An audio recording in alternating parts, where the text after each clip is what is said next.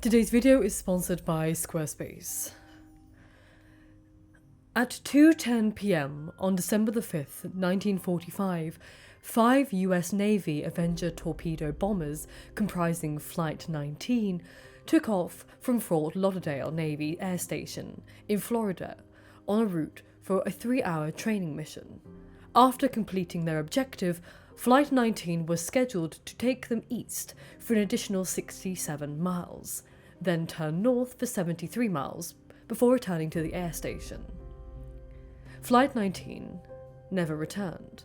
Concerns had been raised over halfway over the training mission. 2 hours after the flight began, the leader of the squadron, who had been flying in the area for more than 6 months, reported that his compass and backup compasses had failed, and that his position was unknown. Strangely, the other planes also experienced a similar instrument malfunction. Naturally, radio facilities on land were contacted to find the location of the lost squadron, but none were successful. After 2 more hours of confused messages from the flyers, a distorted radio transmission from the squadron leader was heard at 6:20 p.m, apparently calling for his men to prepare to ditch their aircraft simultaneously because of lack of fuel. Back on land, radar stations believed that they located Flight 19 somewhere north of the Bahamas and east of Florida coast. By 7:27 p.m, a search and rescue Mariner aircraft took off with 13 crew members. 3 minutes after takeoff, the Mariner aircraft radioed to its home base that the mission was underway. But that was the last time anyone heard from the Mariner. Later, there was a report from a tanker cruising off the coast of Florida of a visible explosion seen at 7:50 p.m. The disappearance of the 14 men of Flight 19 and the 13 men of the Mariner led to one of the largest air and sea searches to that date, with hundreds of ships and aircraft combing thousands of square miles of the Atlantic Ocean, the Gulf of Mexico, and remote locations within the interior of Florida. But no traces were found of the flights, no bodies or aircraft parts. This tragic event of the lost squadron cemented the reality of an over 500-year-old legend of the Bermuda Triangle, which is known today as the area of the Atlantic Ocean where ships and aircrafts are said to disappear without a trace. The Bermuda Triangle, sometimes called the Devil's Triangle, Limbo of the Lost, the Twilight Zone, or Hoodoo Sea, covers some 500,000 square miles of the Atlantic Ocean. Its apexes are most commonly defined as Bermuda, the southernmost tip of Florida, and San Juan, Puerto Rico, although some place a boundary closer to Chesapeake Bay than Miami. Bermuda, nicknamed once upon a time the Devil's Islands, has long been considered enchanted. In May 1609, a fleet of 9 vessels under the command of Sir George Somers sailed from England with provisions and 500 settlers for the newly founded colony of Virginia. On July 25th, a storm separated the Sea Adventure from the other vessels of the fleet, and with Somers and Sir Thomas Gates on board, it was wrecked 3 days later on the coast of the Bermudas. The crew reached one of the islands safely, and in May 1610 continued their voyage to Virginia with 2 boats of cedar wood that they built on the island. Meanwhile, news of the disaster had reached England, so one can imagine the intense excitement in 1610 when some of those who had been part of the adventure returned home.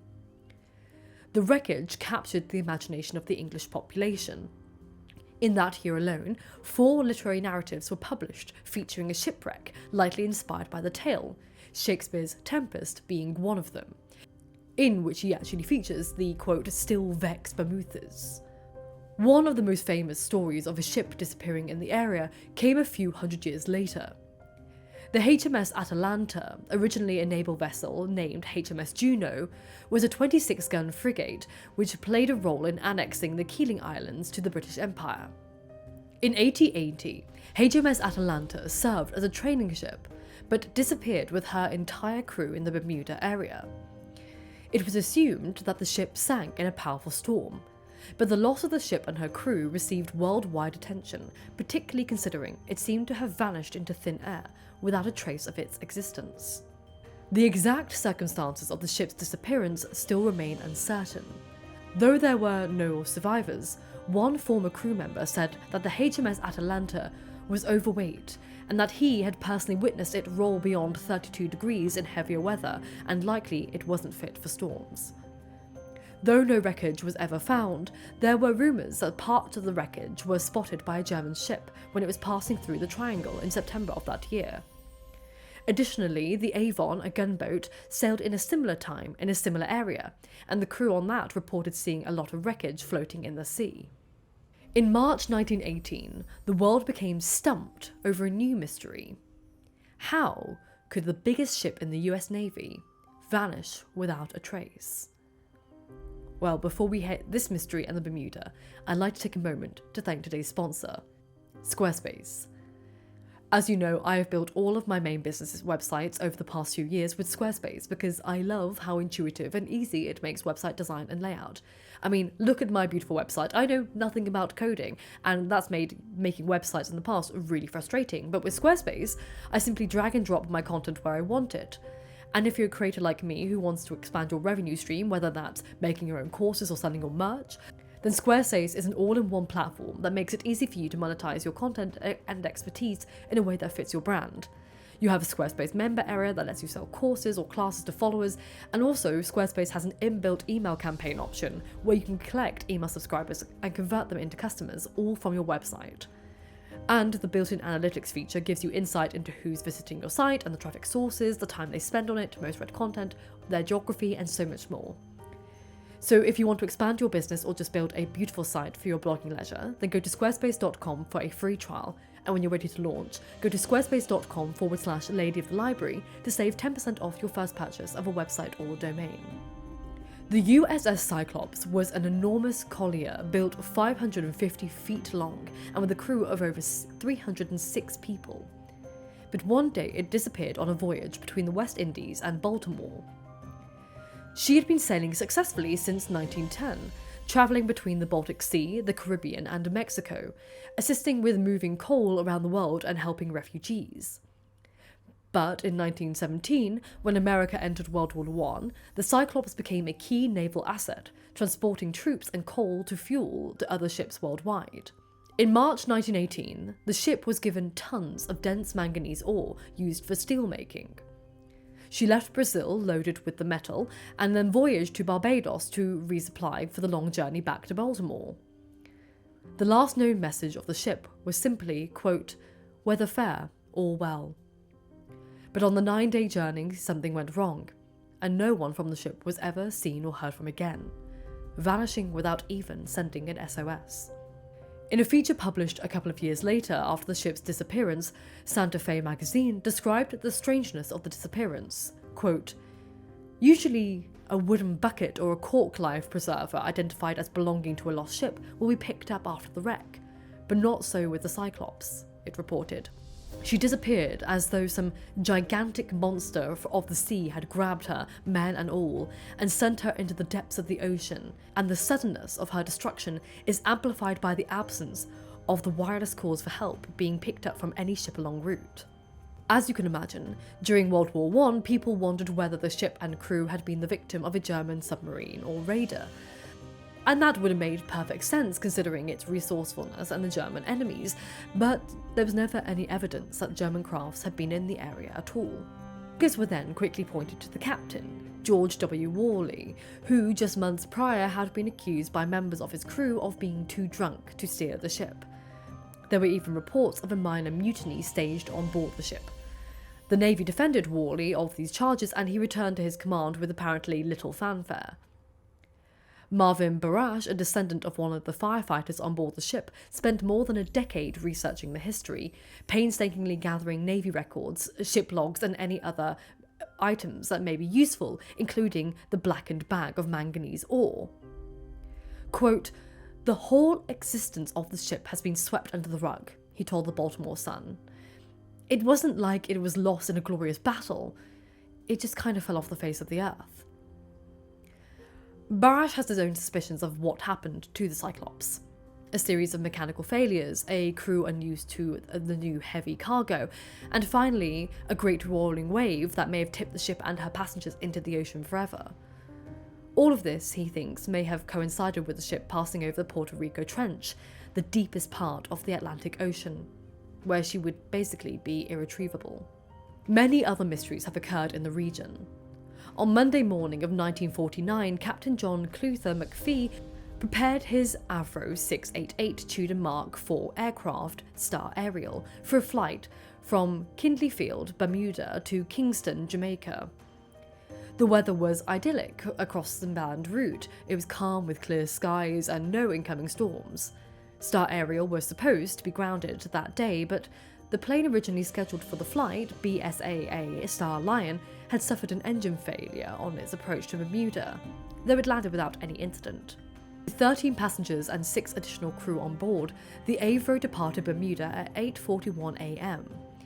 About an hour into the flight, McPhee contacted the air traffic control to report his current position of the flight, level around 18,000 feet. He noted visibility and provided an ETA to Jamaica. About 10 minutes later, he sent a final transition. Over 30 north at 9:37, changing frequency to MRX. But Kingston never heard from him again, and he failed to make the destination. According to the New York Times article dated January the 19th, 1949, a massive search occurred in the area across 125 to 500 miles southwest of Bermuda. The search involved more than 70 planes and ships, including the US and Cuban Navy ships, and together they covered thousands of square miles. No wreckage, debris, or bodies were ever found. And this was made even more intriguing considering almost exactly a year before, the GAHNP Star Tiger disappeared on January the 30th, 1948, on a flight from Azores to Bermuda. Although mysterious legends have surrounded the area for a few hundred years, popularity in the myth didn't really occur until the 1950s. It was only by the 50s that an apparent pattern had begun forming, in which vessels traversing the Bermuda Triangle would either disappear or be found abandoned. The first written news article about the triangle was by tabloid journalist Edward Van Winkle Jones, writing in the Miami Herald newspaper. He wrote about the strange disappearance of many ships off the coast of the Bahamas, and his article was followed up a few years later in 1952 by George X. Sands, who wrote extensively about the apparent disappearances in the area.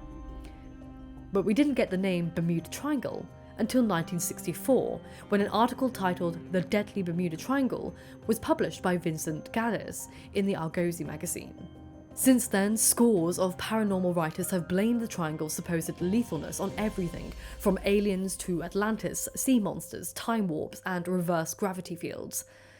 As exciting as all that sounds, more scientifically minded theorists have pointed out more evidence-based explanations for the disappearances, from magnetic anomalies to water spouts, to huge eruptions of methane gas from under the sea floor, storms, and bad vehicle design. For example, the Star Tiger and Star Ariel could have been better designed. In 2009, a retired BSAA Tudor IV pilot, Don McIntosh, came forward with an interesting insider scoop about the aircraft, explaining that the cabin heater was designed to bleed fuel onto a hot tube, which was located dangerously close to the hydraulic pipes, making it easy for them to become compromised. The system was mounted under the floorboard of the co-pilot's seat and controlled by a pressure switch that, in turn, controlled fuel flow. The switch was notoriously unreliable, leading many pilots to disable them so they could instead manually control the system. McIntosh theorised that gas may have built up within the system, and when the pilot manually flipped the pressure switch, it would cause an explosion. Given the heating system's location under the floorboards, the resulting fire could easily spread into a catastrophic state before the pilots were even aware of it. In those days, automatic extinguishers weren't a thing, so it's quite possible Captain McPhee lost control of the flight before he could put out any fire. Flight 19 was easily as tragic, but easy to understand. As I explained at the beginning of the video, the leader of the flight, 28-year-old Lieutenant Charles C. Taylor, an experienced pilot with more than 2,000 flight hours, reported that his compasses were not functioning properly. But in his panic, he convinced himself and the others that they'd been travelling entirely in the wrong direction. Instead of flying west towards the mainland, Taylor became disorientated and ordered Flight 19 to travel further out to sea in a northeasterly direction. Having been airborne for 4 hours and with fuel running dangerously low, Taylor could be heard stating, quote, "All planes close up tight. We'll have to ditch unless landfall. When the first plane drops below 10 gallons, we all go down together." Despite the best efforts of the control tower to provide guidance, Taylor and his planes continued to fly in the wrong direction. Radio transmissions slowly fell silent and Flight 19 eventually disappeared from the radar. The compass issue wasn't new. Unusual compass readings in the area have been reported for centuries. In 1492, Christopher Columbus described bizarre compass readings in the area on his way to the New World. And in 1928, the compass aboard the Spirit of St. Louis plane spun uncontrollably when Charles Lindbergh attempted to fly from Cuba to Florida. You see, the region is one of only 2 places on Earth where true north and magnetic north line up, which could make the compass readings unpredictable. It's also home to some of the deepest underwater trenches in the world. Thus, any wreckage could settle miles below the surface and never be retrieved or seen from. Additionally, the Gulf Stream travels along the western edge, acting like a 40 to 50 mile wide river circulating within the North Atlantic Ocean, with the warm water and 2 to 4 knot currents sometimes creating water patterns channeled within that. Unpredictable Caribbean Atlantic storms can create dangerous waterspouts, and strong currents over the reefs can prove hazardous. As bizarre and localised as these disappearances seem, the number of vehicles that go missing in the Bermuda Triangle is the same as anywhere else in the world on percentage basis. Australian scientist Carl Kruszelnicki, along with the United States' own National Oceanic and Atmospheric Association, the NOAA, don't subscribe to the Bermuda Triangle's supernatural reputation. Since 2017, Kruszelnicki has explained that the sheer volume of traffic in a tricky area to navigate, no less, shows that, quote, "the number of ships and planes that go missing in the Bermuda Triangle is the same as anywhere else in the world percentage basis."